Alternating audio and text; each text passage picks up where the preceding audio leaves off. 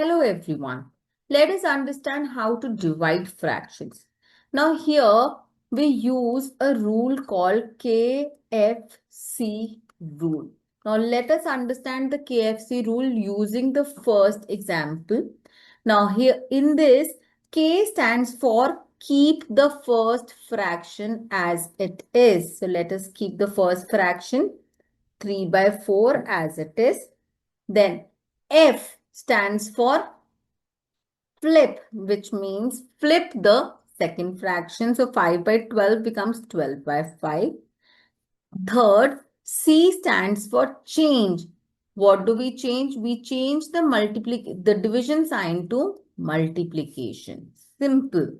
Now there are two ways to solve this. Either we multiply the terms in the numerator and the terms in the denominator. 3 times 12 becomes 36 and 4 times 5 becomes 20. Now reduce is the simplest form. They both come in the table of 4. So it becomes 9 fours are 36 and 20 and 5 fours are 20. So the answer is 9/5. Or the second way is that you cancel out over here. 4 ones are 4 and 4 threes are 12. So this answer becomes 3 times 3 is 9, 9/5. So we can use any of the method to do it. Now again, let's do the second example. Let's understand through the second example.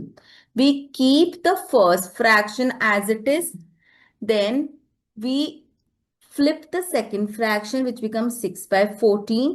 Third, we change the division sign to multiplication. Now, how do we solve this? 3 ones are 3 and 3 twos are 6, 7 ones are 7 and 7 twos are 14. So answer becomes 2/2 and again we can cancel it. It becomes 1.